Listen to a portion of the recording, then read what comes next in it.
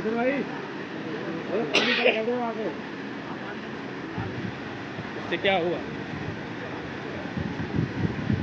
कचरा तो जा ही रहा है।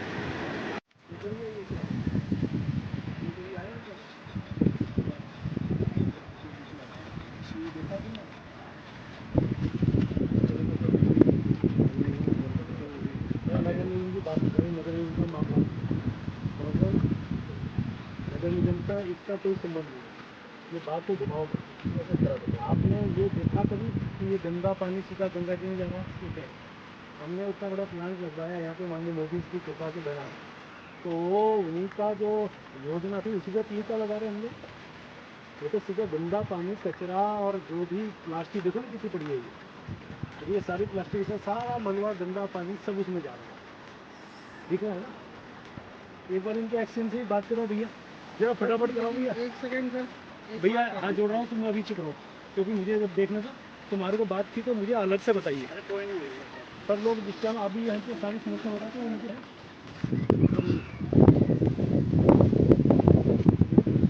कब हुई दर्द? 3-4 घंटा की बात है क्या? उम्र के थे सब चीज़ें ना। अब वैसे तो मुझे बोलना नहीं चाहिए, लेकिन मैं बस एक शब्द में बोल रहा हूँ कि मैं भी हर चीज़ जानता हूँ। बहुत बुरा हाल है, गंगा जी में गंदा पानी जा रहा है, प्लास्टिक वगैरह पूरी गंगा जी किनारे खुली हुई। अब आप पहले से देखेंगे तो मैं बात करूँगा पुरानी कंपनी की अपनी बार। हाँ कहाँ सोचता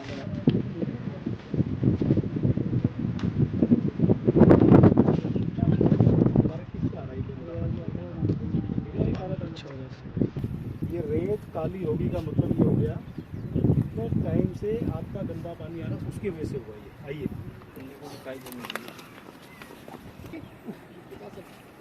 तुम्हारे से ज़्यादा उम्र का मैं कैसे चल रहा हूँ, तुम्हारी 50 में तुम कैसे कर ले। देखो अब ये देखो तुम्हारा हाथ, वो तुम्हारे दो और साथ के लोग थे, कौन है तुम लोग? क्या क्या हो यहाँ पे, क्या क्या हो तुम लोग?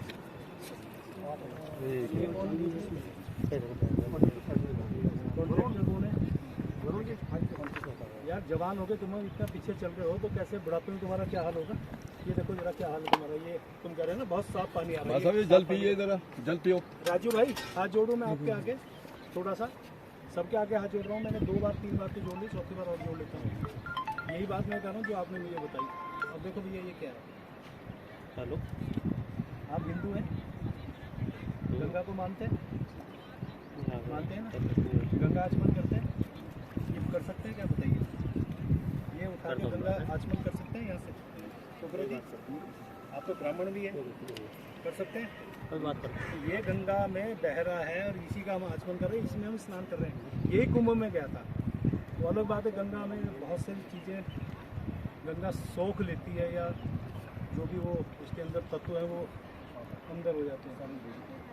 शैलेश, नमस्कार शैलेश, मैं यहाँ रखा हूँ इस टाइम ऋषिकेश में। आपका एक STP प्लांट लगा था नमामि गंगे से, 5 साल पहले इसका इनॉग्रेशन हुआ था। और जितने आसपास के नाले थे उसको टैप करके और उसमें सारा पानी साफ करके फिर वो गंगा जी में बहाया जाता था। बहुमंजिलिया बना है, शायद देश के अंदर पहला है ये, जो मुझे जानकारी है। लेकिन मुझे दुख के साथ कहना पड़ रहा भी, मैं आपके यहाँ के अधिकारी की हैं, बहुत सारी मेरी यहाँ की कार्यकर्ता हैं, यहाँ के मेयर हैं, बहुत सारे यहाँ पे जनप्रतिनिधि हैं, जनता है। इतना गंदा पानी गंगा जी में जा रहा है, एक नाला सीधा सीवरेज और सब कुछ उसमें बह के और सीधा गंगा जी में जा रहा है। कई बार बताते हैं लोग कि इसका वायरल भी हुआ, और मैं उसको वीडियो भी आपको भेज रहा हूँ। और दुख के साथ कह रहा हूँ कि प्रधानमंत्री जी की जो महत्वाकांक्षी योजना है उसमें फलिता लग रहा है। गंगा जी में गंदा पानी जा रहा है, सीवरेज का, प्लास्टिक का, क्या क्या, और स्मेल, हाँ स्मेल वगैरह आ रही है पूरी तरह से। मतलब खड़ा भी नहीं हुआ जा रहा है। मैं ठीक किनारे खड़ा हूँ, यहाँ सारा गंदा जी दिख रही है। मैं आपके अधिकारी भी कहो तो मैं बात कर रहा हूँ, बहुत ज़्यादा आता है गंदा आएगा यहाँ सीधा। मतलब सुबह इनकी मोटरें नहीं चलती और डेली का ही है, इनकी मोटर ही नहीं चलती। यहाँ पे ठेकेदार कौन है? कौन है ठेकेदार भैया? सर आप इसी स्टेज पे बात करें भैया, इसकी उसकी पीछे वाले का, ये भी और ये भी मैं वीडियो दिखा दूंगा। मेरे वीडियो भी इसी की बात कर रहा हूँ। ठेकेदार कौन है भाई? अरे तुम पीछे काहे को, तुम क्यों नहीं सुन रहे इस बात को। ये कह रहे हैं कि सुबह और शाम आप उसमें मोटर नहीं चलती है, सारा गंदा पानी इसमें आ जाता है, डायरेक्ट कर देते हैं। जब आपकी मोटर नहीं चलती है तो पानी ओवरफ्लो होकर इसमें आना सारा, और अगर आपकी मोटर चलती है तो वो सीधा प्लांट में जाता है। पानी की स्पीड 3 गुना हो जाती है, जितना भी आम फ्लो होगा ना वो 3 गुना। एक काम करना भैया, तुम दोनों तीनों जिस टाइम ऐसा हो रहा हो तुम इनका नंबर लो और इनको जाके दिखाना, और यदि नहीं करेगा तो मैं यहीं इनका इलाज करूँगा। फिर मैं यहीं बैठूँगा इनके साथ और इनको सबको बिठाऊँगा मैं यहाँ। ठीक है ना? पाइप सर किसके थ्रू बंद होगा सर? भाई साहब हाथ छोड़ लूँ मैं आपके आगे, आपका विषय आ गया। अब औरों से सर अधिकारी कहते हैं कि वो हमारे पास काम नहीं है सर। अरे भैया तुम्हारे सामने तो बात कर रहा हूँ यार, ये अधिकारी तुम्हारे इससे बड़े अधिकारी से बात करी, उसके बाद तुम्हें पता नहीं चला क्या? नहीं सर, ये कहते हैं कि ऊपर वही मामला हमारा नहीं है। ये सब ये तुम्हारी बात कर रहे हैं, तुम सारे का जो महत्वाकांक्षी प्रोजेक्ट है नमामि गंगे, और मैं उनका आभारी हूँ कि मेरे ऋषिकेश में जिस प्रकार से गंदे नाले कभी यहाँ गंगा जी में बहते थे, आते थे, उनको टैप किया गया। जहाँ मैं चंद्रेश्वर नगर में खड़ा हूँ, यहाँ 5 मंजिला या बहुमंजिला कहिए कि एसटीपी प्लांट लगा है, शायद देश का ये पहला ऐसा प्लांट है। जितने गंदे नाले हैं वो यहाँ पे टैप करके उनको साफ पानी करके और उस साफ पानी को गंगा जी में बहाने का इस एसटीपी के माध्यम से होता रहा है। लगभग 5 साल पहले इसका शुभारंभ हुआ था और मुझे याद है कि तब हमने यहाँ का जो पानी साफ होकर आ रहा था तो हमने पिया भी था वो, यानी वो गंदा पानी साफ होकर आया, उसको हमने पिया था। और अभी मेरे सामने जानकारी आई कि यहाँ पे एक गंदा नाला भी बह रहा है और इसमें भी जो एसटीपी प्लांट है उसका भी पानी बहुत साफ होकर नहीं आ रहा है। अधिकारियों से मैंने यहाँ बात की है, हालांकि उनका कोई संतोषजनक जवाब नहीं था। फिर मैंने सचिव शैलेश बगोली जी से कहा है इसको टॉप प्रायोरिटी में इसको देखा जाए और इसका कैसे समाधान हो सकता है, क्योंकि हम जितने भी ऋषिकेश वासी हैं या यूँ कहिए कि जितने भारतवासी हैं इस गंगा जी का आचमन भी करते हैं, गंगा जी में स्नान भी करते हैं। अभी कुंभ संपन्न हुआ तो ये गंगा जल सीधा प्रयाग होते हुए आगे गंगा सागर तक जाता है, यानी कि ये गंगा जल पे और गंगा जी पे हमारी बहुत बड़ी आस्था है। यदि ये इस प्रकार के नाले जाएंगे तो स्वाभाविक रूप से हमारे आस्था पे चोट पहुँचेगी।